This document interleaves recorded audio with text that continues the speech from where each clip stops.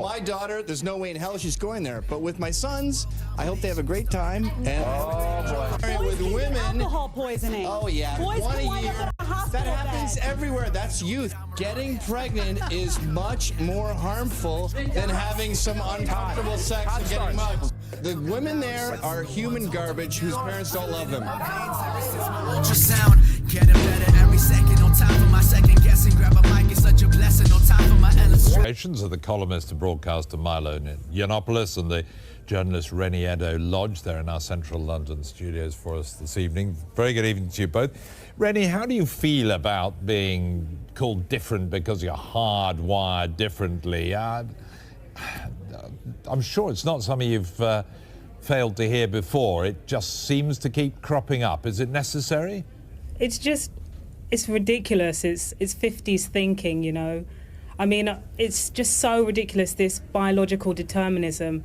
Frankly, you know, interests and talent and, you know, passions for particular topics, subjects, sports, arts, whatever, like, they're not relegated to either gender, but unfortunately, because of some stereotypical thinking, often one gender is encouraged to pursue, you know, a sport or an art more so than the other. And actually, when you look at my colleague at the Telegraph, Radhika Saghani, she wrote a piece just this morning speaking to like young girls who play chess, and actually what she found out is that they're dropping out at the age of 12, probably because, you know, they're not encouraged, or, you know, there's an environment around that's telling them that it's not for them, it's not cool, etc., etc. So, you know, this hardwired brain stuff, like it's retrosexism. So, Milo Yiannopoulos, does it matter if men and women are wired differently, have different skills? No, it doesn't matter in the sense that they are equal but different, but it simply isn't true to say that there is no difference whatsoever between the aptitudes of men and women. And it is, without question, true that there are some biological differences between men and women, and we know that from our anatomy. But we also know it from experiments that we do on young children before they've had the opportunity to be socialized, the sorts of toys that they go for. And that holds true actually for other bits of the animal kingdom as well. Some of the reason why girls drop out of STEM subjects at college and chess clubs is because they keep losing. And one of the reasons they keep losing is that it does seem to be the case that chess as a game plays to some of the male intellectual virtues. And when Simon Baron-Cohen talks about these, the way he describes it is men are good at systematizing and women are good at empathizing. And there is some reason to suppose that that may have some basis in biology. It's very trendy these days to say that everything is socially determined, but that's not what the science says. And it's not either what common sense says, because if it were true, these days there would be a lot more representation of women in the sciences, in astrophysics, in philosophy, in mathematics, and in chess, but there isn't.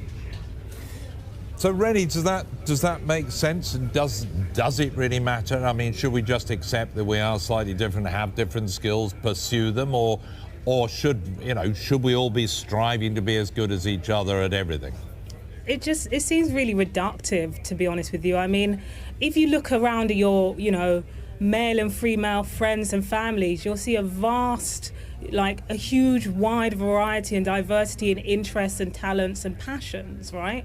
And also I think that it's ridiculous to assume that the reason why one gender is overrepresented in a field is because the other gender is not quite up to it. I mean, often, you know, if a field is homogenous, right, which, as we can see, chess is homogenous, that also brings with it a culture that makes things unwelcoming for people who do not quite fit the bill. Like, it's so, you know, it's almost victim blaming in a way to suggest that the reason why there's an overrepresentation of a particular kind of person is because the other kind of person just isn't quite up to it. Like, it's ridiculous. If that was the case, you know, I mean, we don't live in a meritocracy. So it's nice to have these sort of...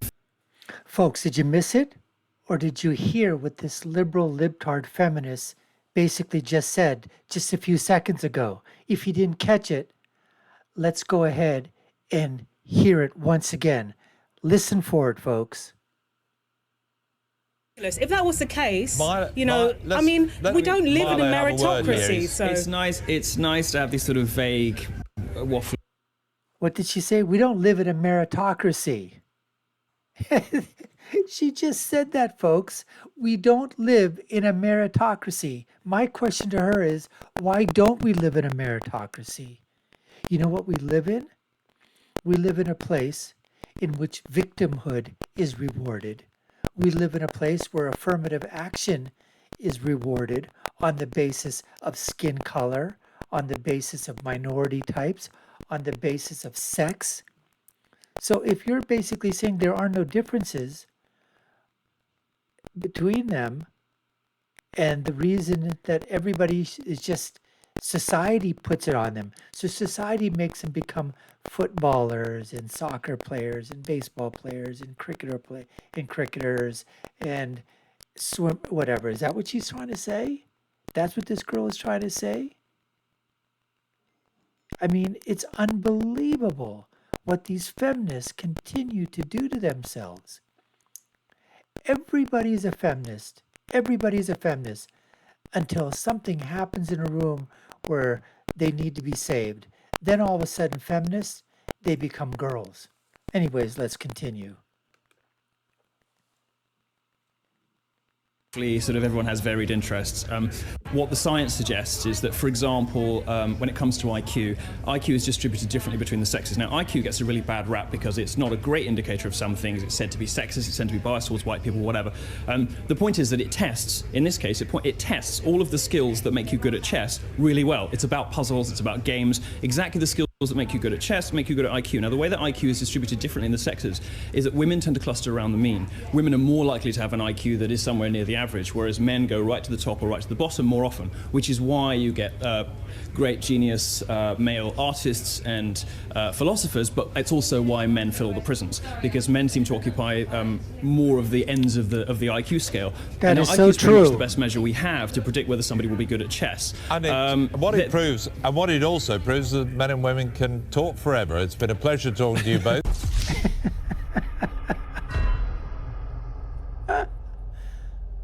Before we let you go, though, we'd like to hear some thoughts and some comments you made earlier this week about domestic violence. For our viewers who haven't heard them, here's what Mark had to say. Blokes who've lost self-esteem, they've lost their job, they're welfare dependent, they've got other troubles, drugs, alcohol in their life. It's that loss of self-esteem where I think they use the domestic violence as a coping mechanism to get over all the other crap that they've got in their lives. Obviously, this has caused some outrage, Mark. Do you stand by those comments, and do we really need to be making excuses for perpetrators of domestic violence? Well, Eddie, the critics haven't done their research, you see. I was paraphrasing there a very important report in New South Wales from the Coroner's Court, where they look at the domestic violence deaths and produce some conclusions about them. And they talk about a coping mechanism where men living in poverty, underclass circumstances, poor self-esteem, use domestic violence as a macabre, tragic type of coping mechanism. So the critics in this area run on emotion and ideology instead of facts and actually going to read the report. I urge people to read that report. Well, the facts and if you are haven't that... read it, you're not doing justice to the issue. Mark, the facts are that domestic violence doesn't just affect people in low socioeconomic circumstances. It stretches right across all levels of society, doesn't it? Well, it's concentrated there, Eddie. The basic fact is that for every domestic incident in a middle-class family in Australia, there are 10 in a public housing estate, 25 in Indigenous communities. That's borne out by crime statistics around the country. That's so true. You can't really deal with this serious issue in a proper way unless you're providing accurate analysis. And to say there's an... And one of the things that's happening is that domestic violence, how often is that occurring in upper income families, in upper class families? The types of domestic incidents that's happening there. It isn't. Not at the rates it's happening in the lower class or in indigenous populations. It certainly isn't, folks. The facts do not bear that out. Now, does that basically, it's tragic whether it's happening in any family domestic violence, obviously, in any strata of the classes or the masses. Even one incident is way too many. But all this gentleman was basically doing was reading a report, shed some light on it, and the next thing you know is it becomes a freaking firestorm. Should that be used as an excuse for men, any type of man or men, for the purposes of domestic abuse? Absolutely not. But a study was published that said that when they found out what was happening and they dug deep into the events that led to the situation in terms of the domestic abuse and domestic violence, this is the statistics and this is what they found and this is what they wrote. Epidemic, that's wrong. To say it's evenly spread across the community, that's wrong. To say that it's a product of patriarchy where somehow men have been genetically engineered to dominate women, that's ridiculous. Do you stand by your statement that women are safer than they've ever been before, given that there are close to 80 deaths from domestic violence across Australia last year? Yeah, well, Eddie, I urge you to read the ABS Personal Safety Survey that shows that since 1996...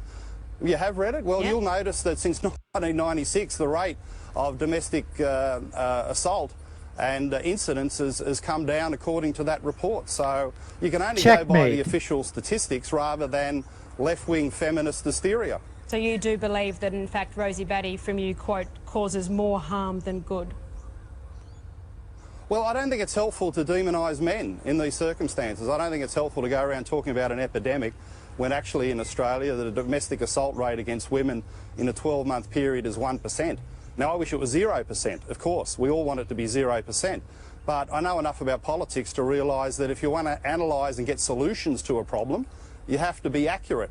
And saying there's an epidemic, which sort of suggests the rate is 50 or 60%, when in fact it's 1%, that does a disservice to the women in need. That's sort of like what they do with the rape culture, right? They say 20% of the girls are being raped at college. 20%, that's 1 in 5. If you were a parent, if you were a father, and you knew that you were sending your daughter or your wife or your whatever it is to go to a college campus where they're saying that the rape culture is 20%, 1 in 5, would you do that? 20%? Of course you wouldn't. These are just made up numbers that are just absolute out and out lies that are being peddled by feminists, leftists, liberals as a way to sort of foment division and foment hysteria. That's all it is, folks. Because you're dealing in fantasy rather than fact. Mark, yeah, so true, so true. We've just got to be so careful about these messages and making excuses for this.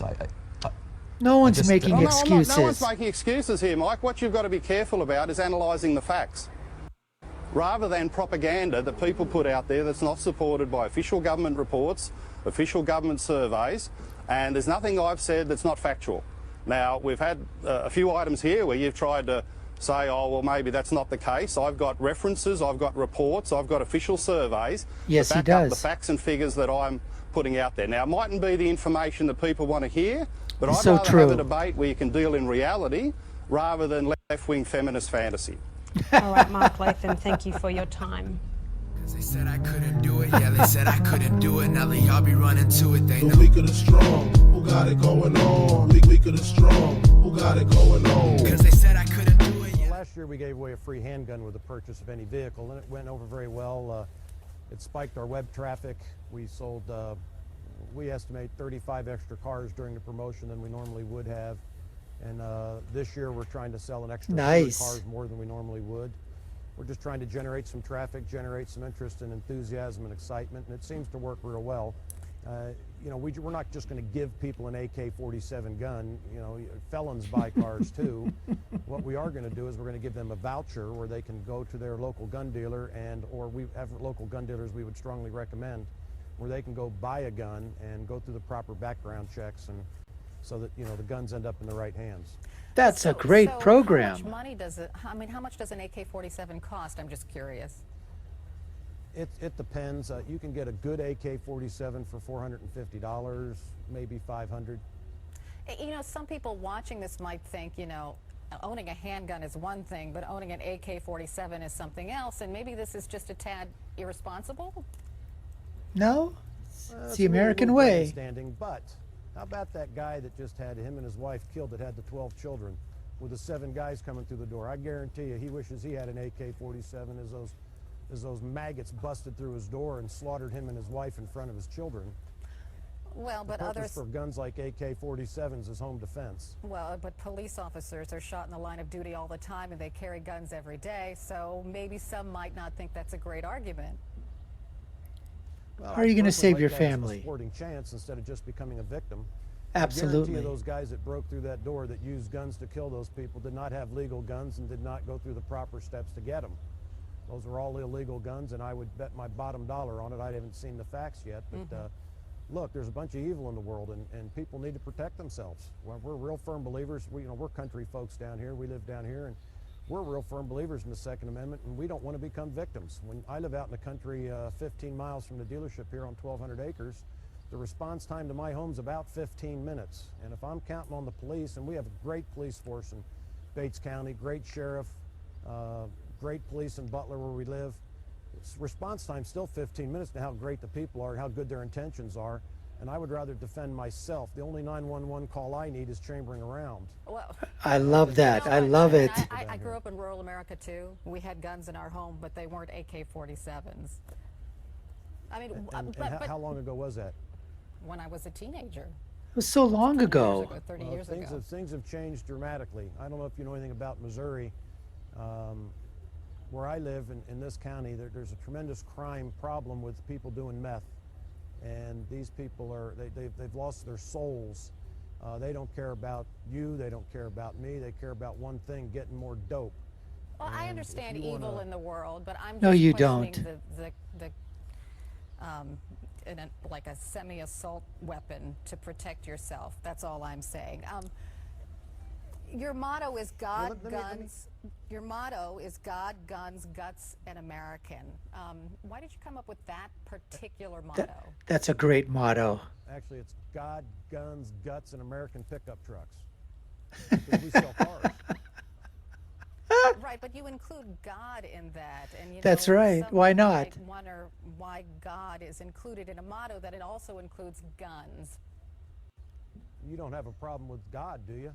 No, I don't. But the combination, some people might, between God and guns, some people might have a problem with that. We're a Christian nation. We're Christian people. I believe that 70–80%, I would guess, in this nation would classify themselves as Christians.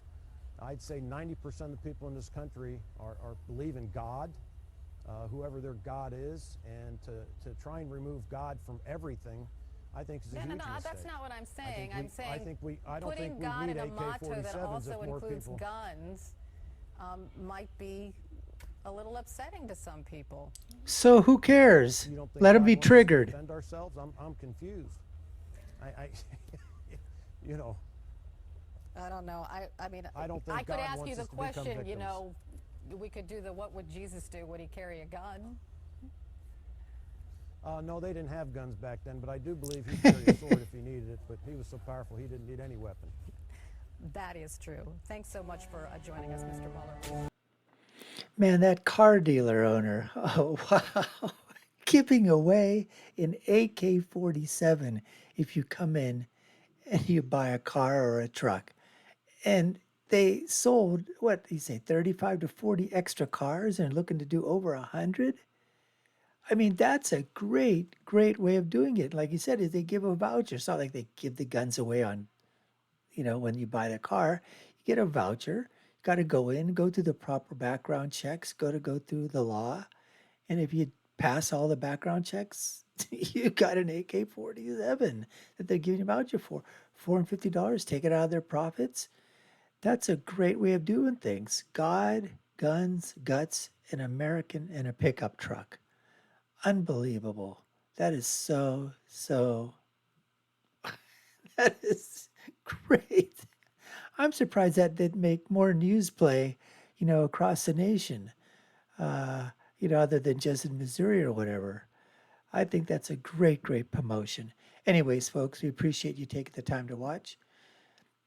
You've been watching the Dr. Nasser Shake Show.